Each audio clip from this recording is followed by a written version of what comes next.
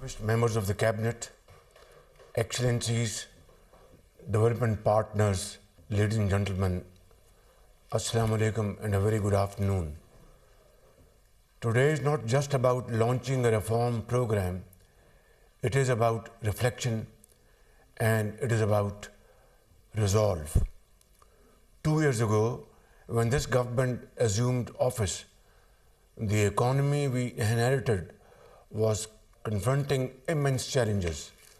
Internationally, Pakistan had been sidelined and not part of the main frame of global economic engagement. Economically, we were struggling. Inflation was around 30%. Reserves were dwindling and confidence had evaporated. Institutionally, the state machinery was confused and in disarray. Ladies and gentlemen, I knew, as did my honorable colleagues, that the challenges were immense.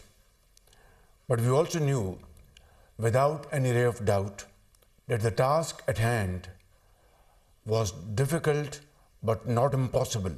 This was not the first time a PMLN government had been entrusted with pulling Pakistan back from the brink. In 1997, we faced economic sanctions and isolation, yet we stabilized the economy. In 2013, we inherited crippling energy shortages, terrorism, and economic stagnation, but we brought the country back on the track. And when we assumed office in 2024, we knew exactly what lay ahead of us. And there was no doubt that restoring Pakistan's economy would demand hard choices, choices that would not spare our own political constituency. And there could be no shortcuts, no populism, no denial. It was time for an economic crusade.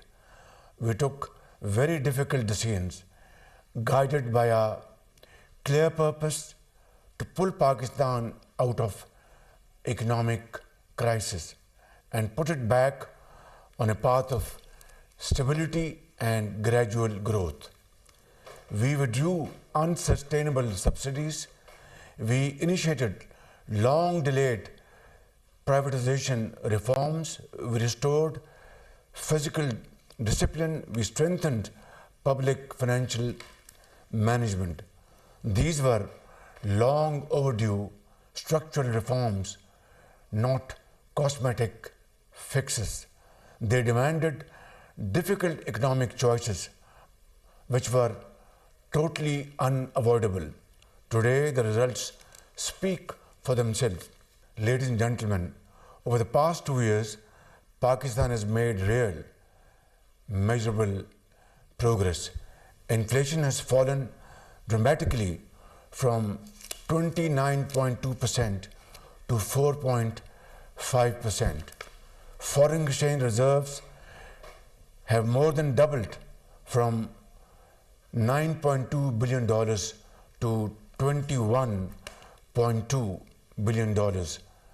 The current account has shifted from a $3.3 billion deficit to $1.9 billion surplus, and we moved from a primary deficit to a primary surplus. The fiscal deficit has also narrowed.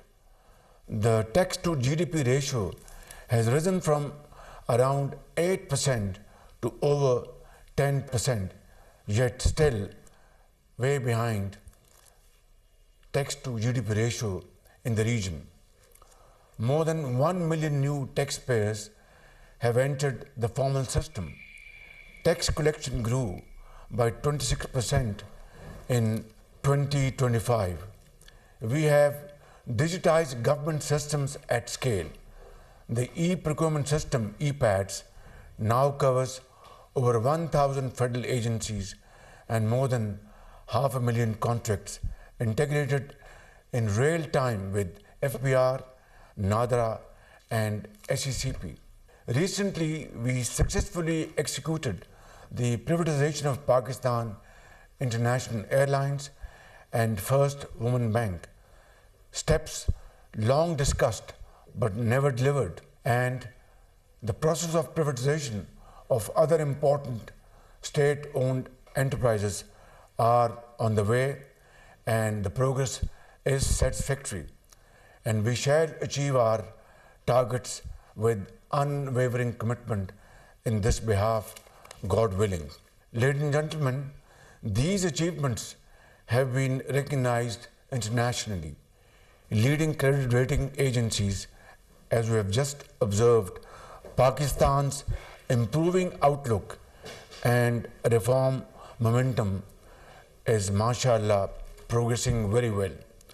With macroeconomic indicators now stabilized, our focus shifts to accelerating growth, expanding exports, and making Pakistan a far easier place to do business, for which we'll have to continue marching in unison with the unwavering commitment and dedication and never looking back. These economic governance reforms represent the next phase of Pakistan's reform journey, a shift from crisis management to institution building. It is an implementation-ready framework that translates our economic priorities into time-bound, measurable action. 142 reform actions, 59 priority reforms, 83 complementary actions, and 58 implementing institutions. Ladies and gentlemen, these reforms represent a continuum of progress, embedding stability into institutions, strengthening credibility, and enabling sustainable private sector-led growth. Alhamdulillah, we have traveled some distance on this long and arduous journey. The people of Pakistan have paid a very heavy price. We simply cannot return to business as usual, and we shall never look back, inshallah. We are going to rein in the excess and abuse that nearly brought down our economy and our financial system. That is our commitment to the people of Pakistan and to Pakistan's future. میں آپ سب کا ایک مرتبہ پھر میں شکریہ ادا کرنا چاہوں گا، اور یہ جو ترجیحات، یہ جو ریفارمز ہم اس پونے 2 سال میں لے کے آئے ہیں، یہ کوئی آسان کام نہیں تھا. یہ ایک دہائیوں کا ایک لیفٹ اوور بزنس تھا، جس کو مختلف حوالوں سے وہ تاخیر کے نظر رہے اور تاخیری حربے استعمال ہوتے رہے تاکہ بزنس ایز یوزول چلتا رہے، اور پاکستان کی جو ترقی اور خوشحالی کا جو ایک منظر نامہ ہے وہ افق سے دور تر ہوتا چلے جائے، بلکہ غائب ہو جائے. میں سمجھتا ہوں کہ آج الحمدللہ پہلی مرتبہ میں بلا خوف تردید یہ بات کہہ سکتا ہوں کہ ہم نے یہ ریفارمز جو ڈیپ روٹڈ اسٹرکچرل جو ہم نے چینجز، جو تبدیلیاں ہم لے کے آئے ہیں، یہ ایک ہمارا ہوم گرون ایجنڈا ہے. اس پہ ہم اپنے پاکستان کی بہترین مفاد پر ہم عمل پیرا ہوئے ہیں. انٹرنیشنل پارٹنرز کی ایڈوائس، مشورے اس میں شامل ہیں، لیکن یہ بنیادی طور پر ہمارا اپنا ایجنڈا ہے جس کے اوپر عمل کیے بغیر پاکستان ترقی اور خوشحالی کے راستے پر تیزی سے گامزن نہیں ہو سکتا. مثال کے طور پر اگر میں یہ کہوں کہ تاریخ میں پہلی مرتبہ جو ہماری جو ایف بی آر کی جو ڈیجیٹائزیشن کا جو پروگرام ہے، وہ پہلی مرتبہ کاغذوں سے نکل کر وہ عملی طور پر اس کے اوپر کام ہوا، تو یہ بات غلط نہیں ہے. اور اگر میں یہ کہوں کہ پہلی مرتبہ جو ای پروکیورمنٹ وہ سامنے عملی نمونہ وہ پیش کر رہی ہے، تو یہ بات غلط نہیں ہے. اور اگر میں یہ کہوں کہ پہلی مرتبہ through enforcement and through legal course عدالتوں میں جو دہائیوں سے کیسز لنگر آن ہو رہے تھے اور کلوژن کے ساتھ دہائیوں سے کیسز چل رہے تھے اربوں کھربوں روپے کے، اس 1.5 سال میں چند سو ارب روپے وصول کیے گئے، انفورسمنٹ کے ذریعے چند سو ارب روپے وصول کیے گئے، جو کہ شاید تاریخ میں پہلی مرتبہ ہے۔ لیکن میں اس کو کوئی کریڈٹ نہیں سمجھتا، یہ ایک ذمہ داری ہے میری، آپ کی، ہم سب کی۔